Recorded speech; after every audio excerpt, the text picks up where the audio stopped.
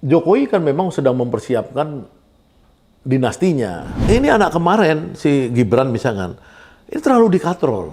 Mantan-mantan lu anak presiden lu bisa terobos semua undang-undang dasar juga mau diterobos. Ini Indonesia, bukan Jawa. Kecewa, kenapa cuman orang-orang Jawa yang menjadi top leadernya di Republik ini. Jangan semua nanti menteri semua Jawa, atau menteri semua yang punya uang. Dia takut karena ini orang kan bisa aja menggunakan aparatur negara, kekerasan apa segala untuk menang dengan cara-cara yang seperti tahun 2019. Kondisi masyarakat itu dilawan oleh MK.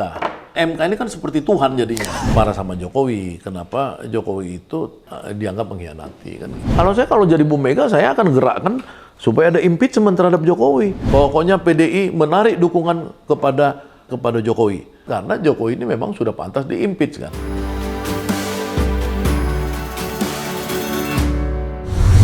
Assalamualaikum warahmatullahi wabarakatuh. Selamat datang di channel Abraham Samad Speak Up. Seperti biasanya, saya tidak sendiri. Hari ini saya bersama teman saya, sahabat saya, Dr. Sahganda Nainggolan. Assalamualaikum. Waalaikumsalam. Jumpa kembali Pak Aisyah selalu ya. Alhamdulillah. Netizen, kenapa saya menghadirkan Bung Sahganda hari ini? Karena hari ini bertepatan dengan pendaftaran nih Capres-Wapres di KPU. Tadi kita sudah lihat yang mendaftar pertama adalah Amin nih. Anies Baswedan dan Caimin. Kemudian ini acara ini berlangsung, kita lihat kemarin ya Bang ya, sudah diumumkan nih pasangan Ganjar dan hari ini mendaftar juga ke KPU. Tapi ada yang menarik sebenarnya. Ketika diumumkan dan pendaftaran ke KPU ini, kelihatannya PDIP, Ibu Mega sudah tidak melibatkan Jokowi. Ya. Jokowi sudah tidak disebut-sebut. Ya.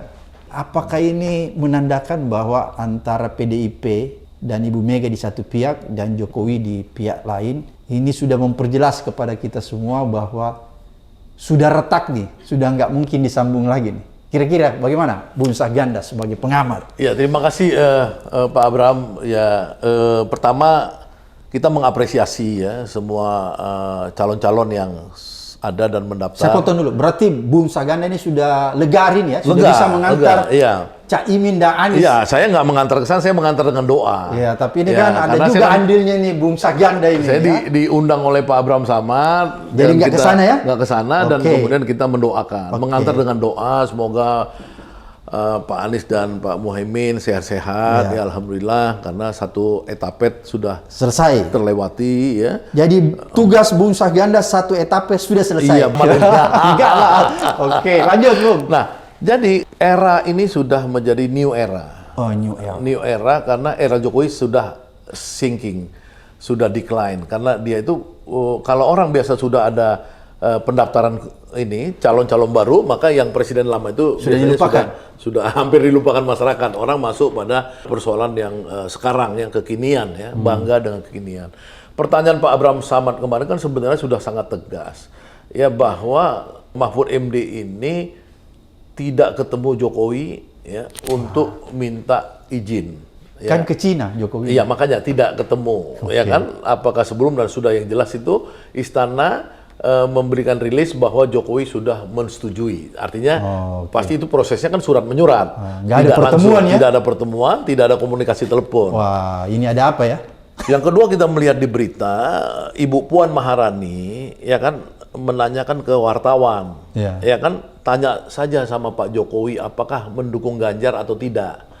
Saya tidak tahu, kata Bu Puan. Padahal kalau Bu Puan ini sama Jokowi yang selama ini sama-sama PDI dan lain-lain, harusnya kan dia tahu langsung. Bisa telepon-teleponan. Dengan bahasa ini kan kita lihat bahwa memang kelihatannya perpisahan antara Jokowi dan Mega itu sudah terjadi kemarin ya, ketika launching Gama.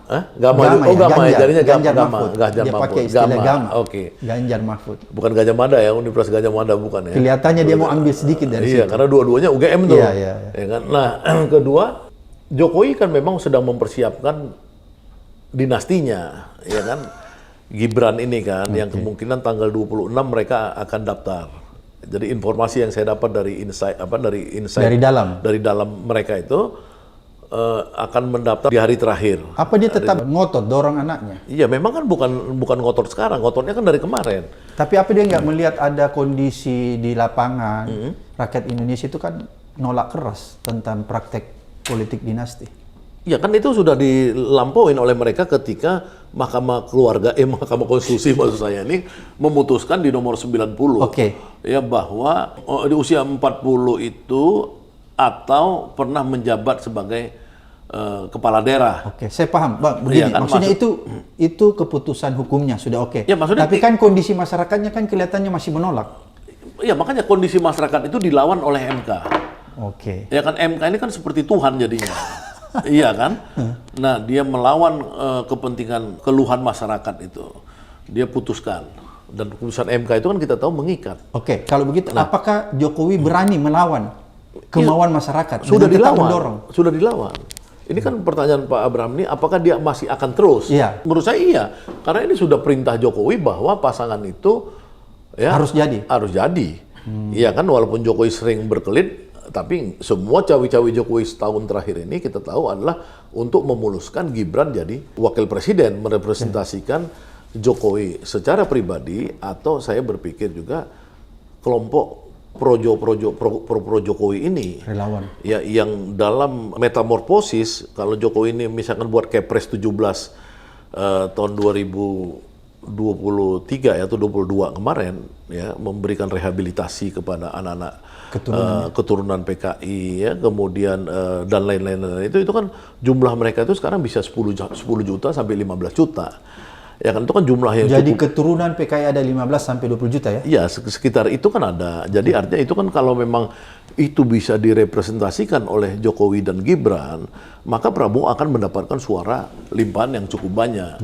Dan ini kan terjadi juga tahun 2004. Tahun 2004 ketika suara itu ya kan dijanjikan SBY sesuatu dan mereka pro SBY. Ya. Megawati ditinggalkan. Makanya yang paling berat nih sekarang kemarahan Ibu Mega menurut saya adalah ketika dia memberikan ruang kepada anak-anak itu yang simbolisasinya dulu kan Dr. Ciptaning kan, simbolisasinya. Ya. Nah, ketika diberikan ruang itu kan Bu Mega merasa seperti air susu dibalas dengan air tuba. Oke. Ya kan, makanya dia sangat marah kan gitu kan. Marah sama Jokowi? Marah sama Jokowi. Kenapa Jokowi itu tidak Mengkhianati? Dianggap mengkhianati kan gitu. Ini jadi mungkin menurut saya tidak no point of return lah. Jadi pasti itu Jokowi dengan Kepres 17 tadi dan lain sudah putih semua, ini kita nggak ada lagi soal-soal anak PKI dan lain-lain ya. Tentara juga sudah boleh masuk anak PKI kan udah nggak ada masalah kan. Nah, artinya ini ada kekuatan ini yang sekitar 10 sampai 20 juta ini akan ngeblok sendiri dan mereka deal dengan Prabowo. Itu ya analisisnya Bung Sagan. Itu analisa saya. Jadi Sehingga makanya Jokowi Gibran kekeh kan memaksakan Gibran sebagai representasi gitu loh. Gibran sebagai representasi dari kekuatan keturunan PKI. Iya. Itu analisa politiknya gitu. Jadi analisa sosiologisnya. Oke. Ya kan, karena kan di tahun 55 ini kan ada 4 golongan besar kita. Oke. Ya kan, golongan pertama itu Islam tradisional, golongan kedua Islam NU, ini 50% nih. Golongan ketiga tuh nasionalis marhen, yang golongan keempat nasionalis sosialis, yang disebut komunis loh, partai komunis. Nah ini kan kemudian dilarang. Nah ini dilarang tahun 65, 68 misalnya kayak gitu ya. Itu kan sekarang itu sudah 40-50 tahun kemudian, 50 tahun kemudian mereka sudah 20 juta sekarang ini. 15 sampai 20 juta. Oke, Bung Saganda, ini kan kalau kita lihat selama ini, kekuatan Ganjar itu sebenarnya adalah kekuatan Jokowi. Sepertinya begitu ya? Iya. Sepertinya begitu kita baca. Apakah dengan tidak didukungnya Ganjar secara langsung oleh Pak Jokowi ini akan mengurangi dukungan Ganjar di lapisan bawah? Ya kalau menurut saya di Solo minimal itu PDI mungkin bisa hancur ya. Di Solo ya, karena kan dia berhadapan langsung dengan Jokowi dan Gibran. Jadi PDI tidak bisa seperti dulu lagi. Misalkan dia bilang ini merah, kawasan merah, karena Gibran dan Jokowi bilang merahnya merah ada pada saya. Jadi kayak Sitor Situmorang itu tulis merahnya merah, novel pernah baca nggak novelnya? Nah ini merahnya merah. Jadi merahnya PDI itu tidak semerahnya Jokowi dan Gibran tentunya, ya kan? Jadi itu Solo Raya ya, kemudian Boyolali apa segala itu bisa pindah semua ke blok yang mendukung. Sekarang kan partainya ada Kaisang kan, ya kan. Jadi ini partai ini kan sekarang partai PSI nih, PSI ya Prabowo juga nanti Prabowo sebagai simbol presidennya. Jadi PDI bisa rontok di sana di Jawa Tengah itu. Oke, kalau begitu apakah kalau PDI bisa rontok di sana itu otomatis juga bisa rontok pasangan Ganjar Mahfud? Bisa dong. Karena kan selama ini kan kalau petanya misalkan nasionalis Islam ya, jadi kan Megawati selalu percaya kan dari dulu dia sendiri kan harus cari yang NU lah, yang ini. Jadi nasionalis Islam itu kan selama ini kan seolah-olah mengklaim bahwa itu sudah more than 50% representasi. Tapi nasionalisnya pecah sekarang. Itu bisa nggak 50%? Janji 50% itu bisa nggak terjadi. Tercabik ya? Tercabik. Ya kan. Kalau yang Muhaimin dan Anies ini lebih solid karena itu kan dari tahun 55 juga itu kan sudah 50% dan sekarang kan ada transformasi di mana 50 tahun terakhir ini kan Islam kan makin menggelora. Oke, kalau begitu apakah dengan kehadiran Mahfud di posisi Ganjar itu tidak memecah suara Caimin dan Anies? Ya pastinya memecah. Begitu. Pastinya memecah, cuman kan seberapa dampak. Yang saya takut kemarin itu kan kalau Kofifa. Kalau Kofifa berdampak Kalau Kofifa berdampak karena dia kan simbol utama. Kalau di NU. Mahfud ini kan istilah Pak Kiai Haji Maman Imanul Haq itu bukan orang NU. Orang NU bawaan Gus Dur. Ya kan karena dia itu kan dulu kan tokoh dia kan bingung kan dia NU tapi HMI itu bingung orang memang. Ya beda kalau misalkan ketua NU sekarang dia pernah HMI tapi dia memang anak kiai besar. Kalau Pak Mahfud itu kan dia HMI tapi nggak anak kiai. Kemudian dibawa oleh Gus Dur ke NU. Jadi NU-nya itu tidak begitu dibandingin Caimin gitu ya. Tidak ideologis. Tidak ideologis. Ya. Beda kalau misalkan Kofifah kemarin. Kalau Kofifah ideologis. Iya, kalau Kofifah yang diambil oleh Ganjar itu memang perang bubat, luar biasa kencang sekali di Jawa Timur, Jawa Tengah ya. Tapi sekarang alhamdulillah buat saya sebagai pendukung Anies Muhaimin ya saya senang karena bukan Kofifah gitu. Berarti kalau menurut Bung Sahganda dengan dipilihnya Mahfud oleh Ganjar ini termasuk keuntungan bagi Anies Caimin karena Mahfud dianggap tidak punya kekuatan di sana ya. Iya, maksudnya dia tidak ada apa-apanya. Tidak dianggap NU militan. Oke. Di HMI juga tidak dianggap HMI militan kan, tentunya kan. Artinya kan sehingga apa? Bung Sahganda lebih dianggap HMI. Iya. Nah, makanya saya bilang tadi gini, Pak AS, Pak Abraham. Jadi hanya bisa Muhaimin ini ditandingin oleh Kofifah. Pun itu tidak mungkin setanding, misalnya gini, 30% suara NU itu bisa diambil Kofifah di Jawa Timur. Oke. Kalau dia yang masuk. Oke. Calon ya, bukan ketua tim ses. Ini mungkin saja di Prabowo nanti ketua tim sesnya Kofifah bisa. Tapi kalau ketua tim ses nggak sampai 30, paling 5%. Tidak punya pengaruh yang signifikan. Tapi kalau dia nih wapres itu 30%. Jadi Muhaimin ambil 70, dia 30. Kenapa Bung Sahganda bilang Muhaimin ambil 70, Kofifah ambil 30? Ya, kalau saya sendiri memprediksi kalau Kofifah ambil 50, Muhaimin ambil 50. Nggak bisa, karena gini, karena partainya ini sudah teruji Muhaimin, PKB ini. Kan dia instrumen politik itu apa sih? Kan bukan Muhammadiyah, bukan NU. Iya. Bukan Ormas Persis apa segala, ya, bukan. cuman kan kalau lihat perolehan suaranya PKB berapa persen? Ya, 10,26. Ya, berarti itu cuma sekitar 9% itu orang NU yang memilih PKB. Bukan, ini daihatnya dulu. Kita nggak bicara umum.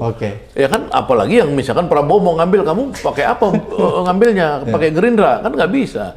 Tapi ini kan daihatnya. Daihatnya NU itu ada di PKB. Iya kan? Karena PKB ini didirikan oleh NU. Persoalannya destroyernya. Ini ngeri nih. Nah, jadi ini jadi destroyer di mana-mana dalam teori Pareto. Ya kan, yang kelompok kecil itu yang militan itu yang membawa. Nah, jadi Caimin dan 10,26% ini tentu yang akan membawa 50-70 sampai 70% suara NU, bukan yang PBNU-nya, bukan. Jadi berarti Caimin dengan Anies ini gembira ya dengan melihat Ganjar dan Mahfud ini. Iya, dia pesta ya, pesta. Ya, senang lah, karena lawannya itu tidak dianggap, tidak yang ditakutkan gitu loh. Tidak ditakutkan atau tidak dianggap? Tidak yang ditakutkan. Tidak ditakutkan. Artinya kan kita kan masih lama, ini kan masih babak 1, babak pendaftaran. Kita nggak boleh underestimate nih. Nggak boleh angku, nggak boleh jumawa. Nggak boleh. Menarik nih Bu Sahganda. Bu Sahganda, Ini kan menarik nih, perseteruan antara PDIP dengan Jokowi ini semakin terbuka Iya. dan di publik di perseteruannya. Karena tadi yang Pak Bung Saganda katakan, Iya. tiba-tiba Puan melontarkan gitu ya. Iya. Terus ada isu berkembang juga bahwa di kubu PDIP sudah mulai ada yang mengusulkan dan mencari-cari data-data tentang dugaan ya pelanggaran yang dilakukan Pak Jokowi selama memerintah, yaitu menggunakan aparat ya seperti MK, Iya. kemudian menggunakan aparat untuk memberikan informasi intelijen. Sudah mulai ada yang masuk-masuk ke sana ya. Ujung-ujungnya mereka kelihatannya kalau saya lihat ya ingin membuat wacana impeachment, pemaksulan terhadap Jokowi. Apakah Bung Saganda melihat situasi itu? Ya, saya pertama melihat namanya itu mereka Mukadimah Juanda ya kemarin ya. Ya. Pada saat MK memutuskan itu, mereka mengutuk. Ya. Memang mereka tidak pakai PDI, tapi mayoritas di situ orang PDI yang tanda tangan, 200 sekian tokoh. Ya kan, yang tanda tangan kan orang-orang PDI. Nah, salah satu penantangannya kan teleponan nama saya. Ya, teleponan nama saya. Dia bilang ya bisa, ya mereka mengarah juga ke sana, sampai ke arah impeachment dan lain-lain, tapi tidak sampai. Ya saya tantang, berani nggak kamu? Ya kan? Nah dia nggak berani ditelepon ngomong. Ya kan? Itu salah satu penantangan yang mengecam Mahkamah Keluarga itu. Ya. Ya kan? Nah memang mereka marah dengan kasus ini karena di situ sampai tulisannya itu mengutuk Jokowi itu karena demokrasi, melanggar HAM, melanggar ini hanya mempergunakan keluarga untuk kepentingan pribadi bla bla bla. Dan itu kan ditantangkan ada Pandana Baban misalnya gitu kan, ada Hilmi Pauji, ada siapa, semua orang-orang PDI teken di situ. Ya kan? Nah, itu kan sebenarnya suara hati nuraninya PDI sekarang memang bagaimana membuat Jokowi ini bisa terdegradasi segera. Apakah sampai impeachment kita nggak tahu, tapi bahwa yang ditakutkan PDI sekarang adalah kalau Gibran menjadi wakilnya Pak Prabowo, ini kan ancaman besar. Buat Amin sebenarnya sama ancaman, tapi buat PDI juga ancaman besar karena wataknya Prabowo sebagai bekas komandan militer Kopassus, wataknya Jokowi yang juga sudah 2 kali pemilu atau pemilu 2019 penuh dengan kekerasan. Ini kan kekerasan sama kekerasan ini kira-kira kita bisa ngadapin nggak gitu loh. Termasuk Bung Saganda takut dengan dua watak ini bertemu. Ya kita bukan, maksudnya takut itu takut umum ya, pengertian umum kita takut, apa namanya, bahasanya kata sifat ya. Dia takut karena ini orang kan bisa aja menggunakan aparatur negara, kekerasan apa segala untuk menang dengan cara-cara yang seperti tahun 2019, nggak wajar. Jadi itu juga yang dikhawatirkan oleh Caimin Anies ya? Ya saya nggak tanya mereka, tapi saya pikir yang paling penting kan kalau Anies Mohaimin ini kan satu tahap dulu, karena Anies Mohaimin ini kenapa dia itu takutnya mungkin tidak setakut kelompok PDI misalnya. Karena kelompok PDI ini kan bagian dari kekuasaan yang nyaman selama ini. Kalau Anies kan memang bagian yang dikriminalisasi selama setahun ini kan. Baik Nasdemnya, baik Muhaiminnya, baik Aniesnya. Itu kan semua kan ada yang dikriminalisasi. Ya kan ada juga yang tebang pilih. Oke, Bu Saganda, ada yang menarik dalam pidato Megawati saat pengumuman ya kemarin untuk mengumumkan capresnya Ganjar. Dia bilang begini, pemimpin juga itu harus memiliki rekam jejak yang teruji dalam perjuangan, punya integritas, satu kata dan perbuatan. Apakah ini sudah menyinggung perilakunya Pak Jokowi pidatonya? Kalau menurut saya sih tidak konsisten aja, Meganya juga nggak konsisten. Terus dia bilang, pemimpin ke depan tidak boleh lupa sejarah. Iya, karena dia itu kan mengkritik dirinya sendiri kan. Ya kan. Sebenarnya Megawati itu dulu, ya saya ketemu dengan Pramono Anung di Hotel Dharma Wangsa. Waktu Rakernas PDI tahun 2013 atau 14. Itu Megawati lagi tinggi sekali itunya, surveinya, di atas Prabowo. Nah, waktu Megawati dengan Pramono Anung ini jalan, masa itu disetting teriak-teriak, Jokowi, Jokowi, Jokowi, gitu ya kan. Nah, habis itu dari situ Pram ketemu saya di Hotel Dharma Wangsa. Dia memberikan kekecewaan. Ya kan, kenapa orang ini tidak sabar, kenapa orang-orang yang tadi teriak-teriak Jokowi itu memaksakan kehendak dan lain-lain. Kan kita tahu bahwa 2014 14 kan harusnya kan Ibu Mega. Ibu Mega dong yang Masih- maju. Masih running ya. Masih running, masih muda, masih kuat. Iya. Tapi kan ada kekuatan-kekuatan oligarki yang besar dan apa Yang itu mengatur. memaksa kan. Iya. Jokowi kan kita tahu ya, satu hari teman saya misalkan untuk masuk ke DKI aja Jokowi itu almarhum Topik Kemas ragu. Kan sampai akhirnya kan Topik Kemas tidak dukung, sampai akhir-akhirnya kan nggak dukung Jokowi untuk DKI aja. Iya, iya, iya. Ini Betul. kan yang maksud saya itu kan tadi yang pernyataan Bu Mega tadi kan rekam jejak. Iya. Ya kan artinya kan untuk satu wali kota Solo Bu Mega pasti ragu, tapi karena ada manuver dan lain-lain terjadilah dia masuk gubernur. Gubernur baru 2 tahun. Ada manuver lagi sehingga dia dicalonkan jadi presiden dan kemudian dia lupa sejarah, dibesarkan PDI. Ya kan berkali-kali Bu Mega, Anaknya dijadikan. Anda saya jadikan, tapi kok Anda ninggalin kami, Iya. kan gitu. Nah, maka refleksi itu dia bilang juga, kamu wali kota Solo yang sekarang, Gibran, ya kan itu kapasitasnya apa? Ya kan ini yang dia refleksi, ini kan refleksi sebenarnya Bu Mega kalau dari pidatonya Betul. tadi itu. Nah sekarang tergantung kita refleksinya kemudian apa. Ya kan kalau kamu refleksi aja untuk apa? Kalau jadi Bu Mega saya akan gerakkan supaya ada impeachment terhadap Jokowi. Ya kan karena kasus MK ini kan ada istilah Pak Yusril tuh penyeludupan pasal kan. Iya, betul. Iya kan ini kan semua orang bingung dengan Mahkamah Konstitusi yang terakhir ini. Ya kalau kata si Profesor Yusril aja yang ada di koalisinya Prabowo juga mengkritik. mengkritik. Oke. Ya kemarin Profesor Margarito Kamis di MK ketika dia ada perkara yang dia bilang satu-satunya yang MK tidak bisa lakukan cuma menciptakan manusia, dia bilang. Yang lain dia bisa lakukan di MK ini hebat sekali, dia bilang. bahaya. Ini bahaya udah MK ini, ya, dan keputusannya mengikat. Iya. Nah maksud saya itu kalau Bu Mega memang mau melakukan satu Yang kerja konkret perubahan, jangan cuma refleksi. Jangan cuma pidato. Pidatonya refleksi kan tadi kan refleksi, jangan lupa sejarah, jangan curhat.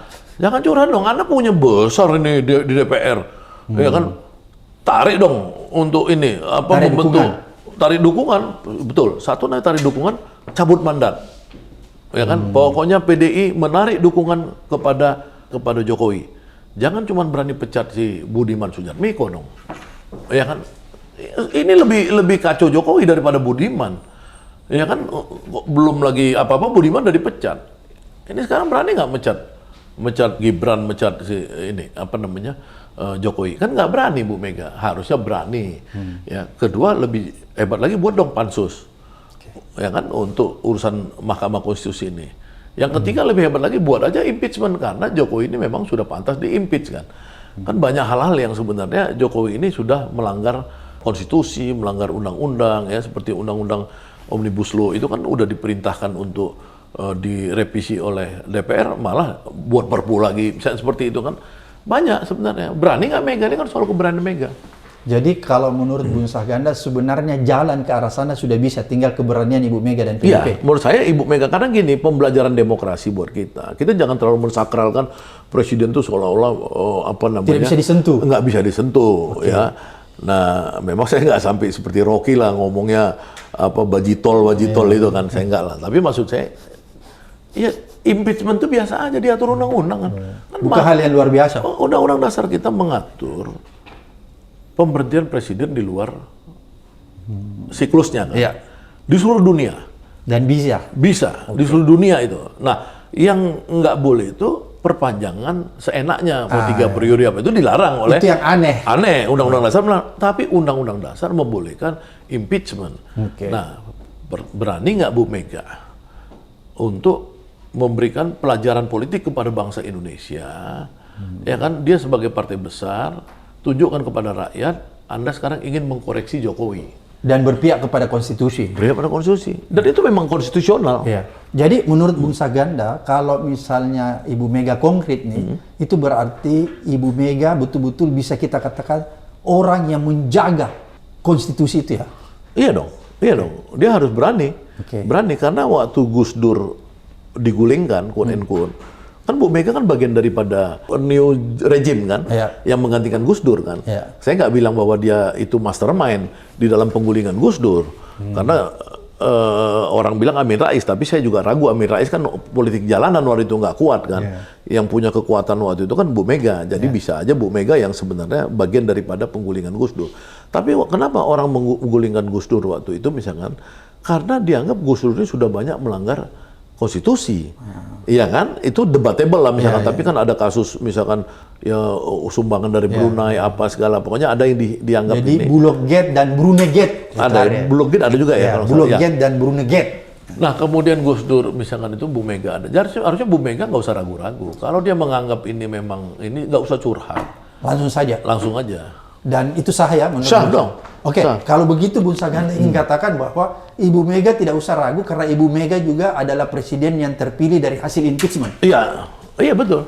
Gitu. Iya, Oke, karena itu biasa saja. biasa saja. Jadi nggak perlu ragu. Nggak usah ragu kalau di negara-negara yang dia modelnya parlementer. Iya. Itu bisa pergantian prime minister itu bisa setiap saat. Kita lihat aja di Inggris kemarin tuh berapa kali itu Boris Johnson ganti lagi yang perempuan itu, ganti lagi sekarang yang orang India. Dan biasa. Biasa aja. Indonesia ini udah gila dipikir presiden tuh raja. Harus bangun dinasti kerajaan. Karena apa? Karena semua orang pengen jadi penguasa, pengen korupsi. Dan hanya dipikir presiden itu hanya ada di daerah Jawa. Iya, itu paling Marah gawat. nih Bung Saganda sebagai orang bekerja. Itu paling kacaunya di situ ya, Pak. Makanya waktu kemarin Laude Ida, kemudian Syukur Mahdan dan si Keitimo, Robert Keitimo, itu buat acara Jurkam Anies tapi dari kelompok-kelompok Indonesia Timur. Saya bilang ini luar biasa karena orang-orang di luar Jawa memang harus mulai menggugat soal keadilan tentang pemimpin republik ini. Ya. Karena gini, kalau di Amerika, Seolah-olah yang bisa jadi presiden cuma ada yang di Jawa ya? iya, kalau di Amerika itu tabu. Oke. Ya, untuk misalkan orang nggak boleh bukan tabu. Jadi misalkan satu state ya, negara kan, negara bagian Negara itu bagian. calonnya sama nggak bisa. Iya. Itu harus beda. Nah, kalau kita karena nggak negara bagian, ya kan jangan cuma provinsi, tapi juga misalkan dari dulu seperti Indonesia merdeka, kenapa Bung Karno mengambil Bung Hatta? Ya kan karena memang untuk memberitahu kepada Republik ini Indonesia, bukan Jawa. Oke. Gitu loh. Ke depan itu memang harus dipikirkan Jawa luar Jawa itu. Ini Jawa lagi semua nih. Iya, ini artinya semuanya kan dari Jawa kan gitu. Ya kan ini memang satu ketololan. Ini problem ya? Ketololan. Ketololan. Karena kita dari semua calon ini. Kayaknya orang menganggap bahwa orang di luar Jawa ini nggak ada yang bisa memimpin. Kita marah ini. Iya memang. Ya? Memang ini ketololan saya bilang. Ketololan karena gini. Karena ini kan sebenarnya Indonesia ini kan hanya bisa diwakili oleh keberagaman culture. Nah, keberagaman culture ini kan satu culture ini kita anggap representasinya Jawa, tapi yang lain kan tidak diwakilin. Ya kan, misalkan culture luar Jawanya. Nah, ini yang bahaya sebenarnya. Ini nggak boleh terulang lagi. Kan kemarin udah bagus ada Yusuf Kala. Ya kan, kemudian ada Habibie, ada apa namanya Muhammad Atta. Ini mulai Jawa sentris. Jawa sentris.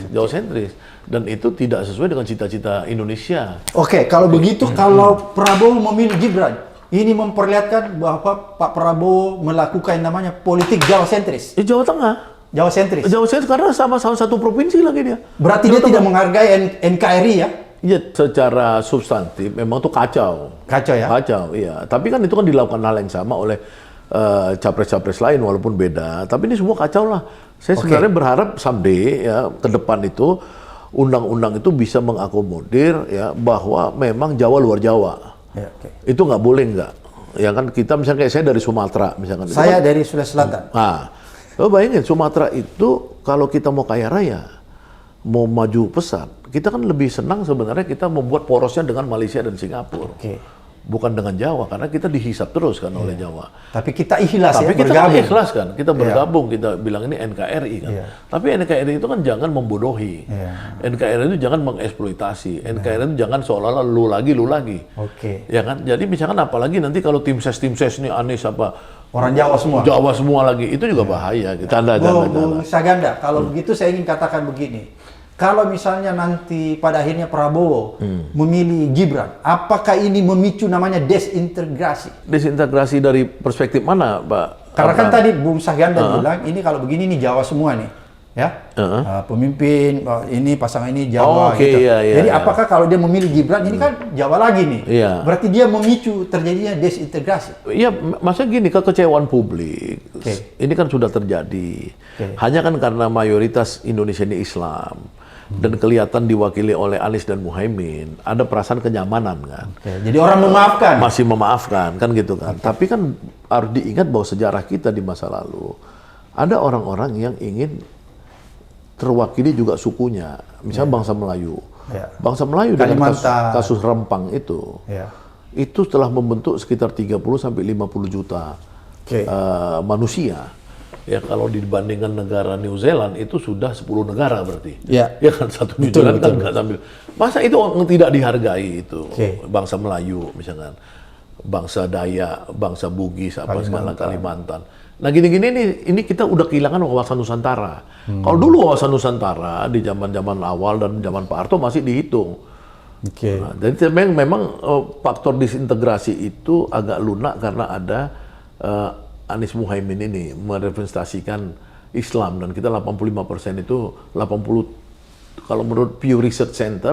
Tapi kan Pew Caimin Research kan kita juga Jawa kan? 87. Anies juga Iya, Jawa. ya, makanya. Tapi karena ada Islam yang kuat di dalam diri mereka, kita orang-orang di seberang ini Memaafkan. masih memaafkan kan gitu. Perasaan saya ya. Iya, ini Walaupun kenapa saya kecewa. tanya begitu karena Bung Saganda ini kan mewakili perasaan orang yang berada di luar Jawa. Iya Itulah dong, iya dong. pentingnya saya tanya. Iya, saya Jadi ini- masih memaafkan ya? Saya ini kan dari mulai mahasiswa, saya ini merasa mewakili satu aktivitas geng Sumatera. Geng saya itu dari dulu siapa aja tokoh Sumatera ya di Jakarta ini, yang namanya tokoh baik Sumatera Selatan, Sumatera Utara, Sumatera Barat, Aceh. Insya Allah 80% berteman sama saya. Oke. Dari mulai aktivis. Iya. Iya kan? Jadi saya tahu perasaan mereka.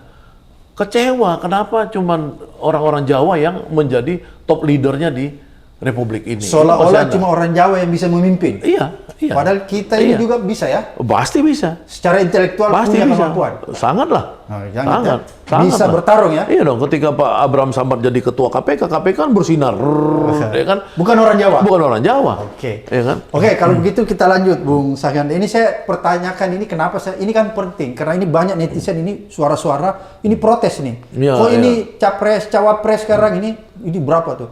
Kok semuanya datang dari daerah Jawa? Dari Jawa semua, Ya, gitu. iya, Jadi iya. ini kita harus suarakan karena Betul, jangan betul. sampai ini bisa memicu yang tadi kita bilang ya. Ya, Oleh- disintegrasi ke depan bisa terjadi, Iya. Pak. Makanya ini Bisa. kita ingatkan Pak Prabowo Iya. nih sebelum memilih Iya. wakil, siapa tahu masih bisa menimbang-menimbang. Iya, Ya? iya, Bukan berarti dia harus memilih Bung Saganda kan Nah. gitu, tapi harus menimbang-menimbang. Iya. Jangan lagi memilih orang yang dari Jawa, apalagi kalau itu Iya. termasuk yang dipersoalkan. Ya, dari kalau bisa memang melihatkan Jawa luar Jawa itu lebih bagus. Jadi himbauannya Bung Saganda kepada Pak Prabowo kalau bisa apa? Ya kalau dia bisa dapat yang luar Jawa lebih bagus. Oh, Ya begitu. kan? Itu supaya lebih memperlihatkan wawasan Nusantara. Apalagi dia ini kan militer kan. Oke. Dia kan paham tentang omongan saya ini, apa yang disebut wawasan Nusantara itu. Tapi apakah juga itu pernah Bung Saganda sarankan buat Anies?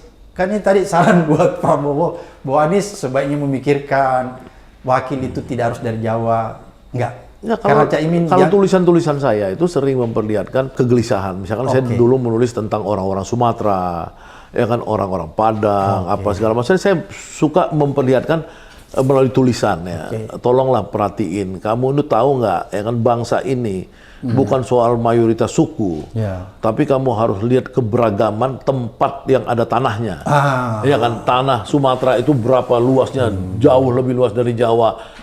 Ada orang aslinya, ada orang ininya. Kenapa kamu nggak ngormatin itu gitu loh? Padahal sudah Orang memberikan Sulawesi sumbangsi juga, yang sumbangsi. cukup besar bagi Republik. Iya dong. Tapi Bung Saganda saya ingin luruskan bahwa sebenarnya yang kita pingin itu pemimpin itu lahir adalah pemimpin yang punya akhlakul karimah, Iya. integritas yang kuat Iya, ya. iya. Mau dia orang Jawa mau Sulawesi kan percuma juga kita pilih Oh iya, misalnya pastinya. orang di luar Jawa tapi yang bobrok, yang cacat moral. Pasti. Jadi yang kita butuhkan adalah pemimpin yang punya integritas kalau Iya. dalam bahasa agamanya akhlakul karimah itu ya Iya, yang tapi penting. kan kita komprehensif kan. Kita kan holistik. Oke. Jadi ada dimensinya. Dimensi tadi akhlakul karimah ada dong, pasti. Oke. Tapi jangan melupakan dimensi yang tadi kan, bahwa dia ada juga representasi suku dong. Iya, gitu. Kita kan dihidupkan dengan suku bangsa juga di Iya. sini.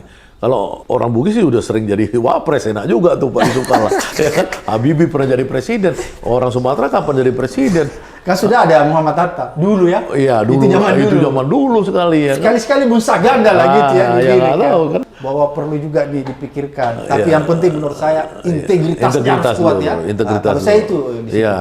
Oke, Bung Saganda, ini kan menarik kalau kita bicara tentang tadi nyinggung-nyinggung untuk politik dinasti. Di mana-mana secara teori politik dinasti ini akan melahirkan yang namanya perilaku korup. Iya. Jadi di dalam suatu wilayah yang praktek dinastinya besar, maka otomatis tingkat korupsinya juga tinggi, gitu ya. Itu teorinya. Tapi bukan cuma korupsi, dia juga akan melahirkan kekerasan, kejahatan HAM, penindasan. Oleh karena itu, kalau kita lihat itu kan agak berbahaya ya. Iya. Apa sebenarnya yang bisa Bung Saganda memberi ilustrasi terhadap kejadian ini, kalau ini terjadi?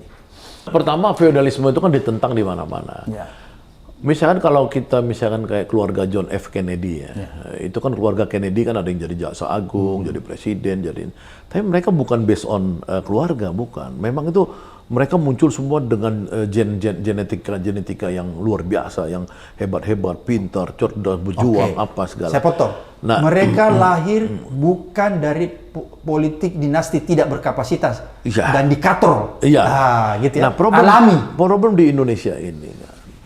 Dari semua anak-anak presiden ini, yang saya lihat yang relatively lebih baik daripada yang lain, itu kan cuma Puan. Relatif. Ya. Karena dia melalui proses kaderisasi yang cukup panjang. Dari bawah? Ya kan, dari dia cuma anggota DPR, kemudian jadi menteri, kemudian jadi ketua DPR, di PDIP juga berkarir, dan ketika dia punya kesempatan untuk jadi wakil presiden atau presiden, dia tidak ambil. Bukan ngambil, ibunya sebagai pemimpin dinastinya itu bilang, jangan. Not yet. Ini bukan masa kamu, karena pilihan kebanyakan orang Ganjar. Kamu harus ngalah. Bisa gitu, ya kan? Oke. Kalau dia mau kan dia gampang. Dia tinggal bilang, oke, dia kawinkan nama Prabowo, selesai, atau mau memimpin anak aku pokoknya wapres, dan kemudian anaknya dia jadikan ketua PDIP. Bisa kayak gitu, selesai dong dinasti ini. Berarti kalau ya begitu kan? Bung Saganda, kita harus memberi apresiasi kepada Ibu Mega ini ya? Ya, saya untuk dinasti ini cukup menghormatilah karir politiknya Puan. Walaupun tidak, maksudnya gini, kalau kakeknya berdarah-darah, yang namanya Soekarno itu, berdarah-darah, ya kan, mengurus PNI, di penjara, Puan kan nggak mengalami itu. Tidak mengalami satu konfrontasi dengan rejim, ya kan, yang berkonfrontasi kan ibunya, waktu dengan zaman Soeharto misalnya gitu. Orde Baru. Jadi begitupun saya menghormati. Tapi kalau misalkan AHY, ya kan, ngotot mau jadi wapres, itu dinasti politik juga. Itu dinasti yang ngaco. Maksud saya itu tidak punya kerja keras, tidak pernah punya keringat, tidak pernah ngurus organisasi besar seperti HKTI atau apa. Kita aja ini berdarah-darah di kampus dulu ya. Berdarah-darah kita. Penjara apa? Oh, di penjara, dipecat, di apa ini segala. Ini nggak ada. Itu. Nah, yang kedua misalkan Gibran. Di mana ini lebih parah? Parah kan? Mana lebih parah, AHY atau Gibran dinastinya? Ya menurut saya ini paling parah ini yang Jokowi ini. Baru kedua AHY dengan iya, baru kedua AHY. Kalau dibanding, makanya kan sekarang ada anaknya si Megawati, ada anaknya SBY, ada anaknya Jokowi. Anak Jokowi ini paling parah, ya kan? Karena ini katrol terus, katrol. Jadi dinasti yang dikatrol. Iya. Jadi gini, kenapa saya bilang dikatrol gini? Jadi politik ini beda sama swasta, ya kan? Kalau politik kan dia publik, masyarakat, rakyat, maka dia itu harus ada political idea. Iya kan, ada tentang wawasan kebangsaan, ada apa? Dia harus belajar kaderisasi. Nah, AHY ini mencoba itu, sekolah ke Amerika, sekolah ke ini, ngurus partai, berhadapan dengan Muldoko, apa segala gitu kan, lumayan lah. Tapi jauh dibanding Puan tadi kan.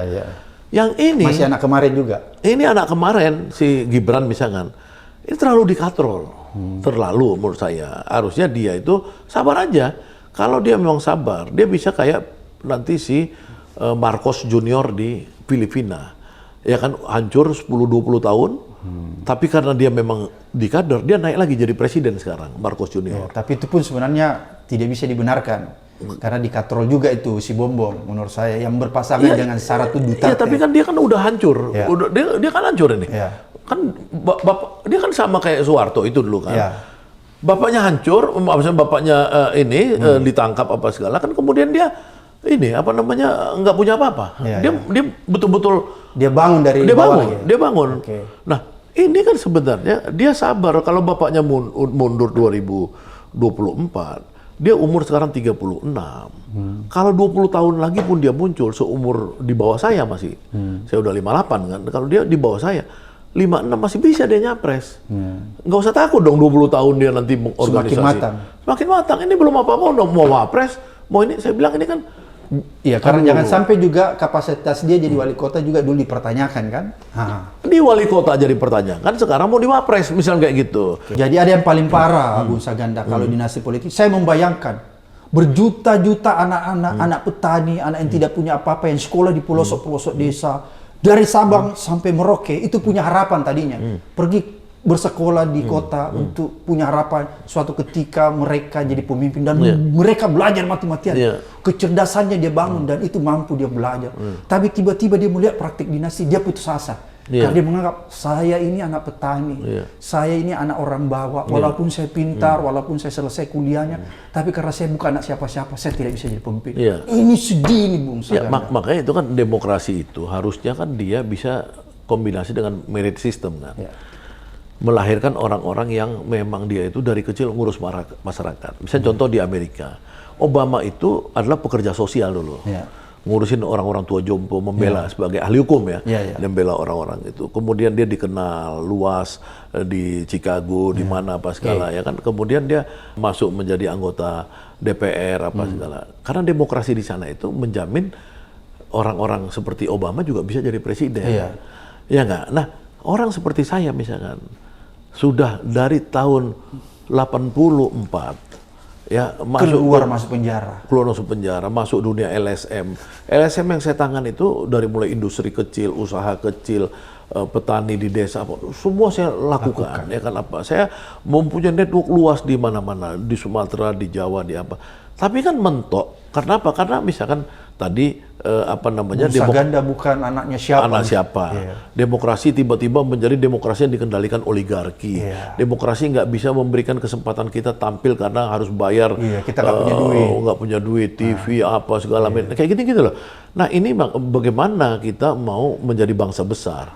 Bangsa besar tuh hanya bisa menjamin orang-orang pinter, orang-orang hebat, menjadi pemimpinnya. Sebuah bangsa itu perlu pemimpin. Kalau pemimpinnya ini misalkan adalah pemimpin yang pencitraan, pemimpin yang di-markup, pemimpin yang karena bapaknya tadi dipaksakan dan lain-lain, ini Indonesia nggak akan bisa jadi bangsa besar. Nggak akan bisa. Nah dinasti politik ini tadi kalau bisa, entah bagaimana nih teman-teman ahli hukum seperti Bang Abraham Samad ini mikirkanlah itu gimana cara mengunci supaya tadi satu politik Jawa luar Jawa udah kita bahas, yang kedua politik dinasti bisa nggak dikunci oleh undang-undang. Ya kan harusnya undang-undang bisa mengunci syarat-syarat yang ketat. Orang nggak bisa sembarang mantang-mantang lu anak presiden lu bisa terobos semua undang-undang dasar juga mau diterobos. Oke, Bung Saganda, menarik sekali perbincangan kita hari ini. Ada yang masih mau disampaikan pesan? Ya, harapan saya terakhir ya, ini saya karena pendukung Anies Muhaimin ya, saya berharap bahwa apa yang kita bicarakan tadi tentang satu bagaimana politik dinasti ini harus hilang ke depan. Pak Anies dan Pak Muhaimin harus menjaga, nggak boleh keluarga-keluarga itu nanti ketika berkuasa misalkan cawe-cawe itu nggak boleh lah, cukup. Yang kedua, demokrasi harus ditegakkan supaya merit system tadi terkombinasi. Jadi crime lah the crime, ya kan orang pintar itu harus atau orang yang terbaik itu harus muncul ke permukaan, dikasihlah jalan. Jangan hanya karena lu anak siapa atau lu punya uang berapa, tapi ini kan karena harapan kita ke depan. Kita udah tua kan, kita pengen generasi umur-umur 20-30-an tahun ini dia bisa yang tadi dari desa-desa itu punya akses yang sama. Ada akses keadilan. Ada akses keadilan ya, minimal bagaimana menciptakan seluruh pendidikan itu gratis. Ya kan untuk orang-orang pintar itu. Misalkan orang anak petani, anak buruh yang mau jadi dokter sekarang harus nyogok 400 juta, 300 juta atau bayar mahal bimbel itu bisa jadi dokter, jadi insinyur dan lain-lain. Nah ini harus dijamin oleh Pak Anies ya. Jadi itu politik dinasti, kemudian menjamin keadilan, orang bisa akses keadilan vertikal, keadilan. Yang ketiga itu soal yang tadi kita politik ini kan apa namanya pusat daerah itu, tolong diperhatikan Indonesia ini luas sekali, ya Bukan cuma Jawa. bukan cuma Jawa. Tolong misalkan pikirkan, kebayang nggak kampung kakek saya di Sibolga, ya itu kalau dari Medan aja itu orang muntah-muntah dulu baru bisa sampai ke Sibolga. Penuh perjuangan. Pak Abraham udah pernah nggak ke sana? Pernah ke sana. Pernah kan? Itu jalannya itu Betul. begini, Berliku-liku. misalnya seperti itu. Nah, bisa nggak mereka begitu tuh bukan hanya di kampung saya, di semua kampung kita, di kampung Pak Abraham, di mana itu bisa nggak mereka melihat ada representasi dalam kabinet, misalkan kabinet Amin kalau insya Allah kalau menang, atau kabinet menteri dari Siapa saja menang. itu bisa mencerminkan keberagaman itu, ya kan ada orang dari Papua. Sampai sekarang kamu cari orang Papua jadi menteri susah, orang Ambon nggak pernah jadi menteri, orang gitu-gitu loh. Maksud saya kan itu harus dipikirkan. Jangan semua nanti menteri semua Jawa, atau menteri semua yang punya uang, yang berkawan sama konglomerat ini dan lain-lain. Atau yang menteri karena anaknya bapaknya hebat. Itu aja pesan saya, Pak Abraham. Terima kasih. Menarik sekali. Terima kasih Bung Saganda. Ini mencerahkan, memberi informasi kepada capres cawapres supaya mereka segera sadar. Jangan terjebak dengan praktek-praktek demokrasi seperti sekarang ini yang tidak memberikan akses keadilan kepada semua orang. Terima kasih. Sampai ketemu di episode berikutnya di Abraham Samad Speak Up.